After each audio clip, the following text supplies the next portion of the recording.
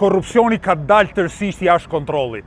Dosja e djeshme që u publikua për drejtuesit e Akshit tregon që në Shqipëri jo vetëm vjedhet, por kanë arritur deri të rrëmbejnë persona për të vjedhur në mënyrë të sigurt. E vetme gjë që ka mbetur tani është që fillojnë të korruptuarit të vriten rrugë ose të vrasin të gjithë ata që përpiqen të kundërvijen këtij sistemi funde kryet kalbur. Kjo është një arsye më shumë që ne të protestojmë kundër korrupsionit, kundër kapjes shtetit, kundër të gjithë zullumçarëve që na kanë qeverisur.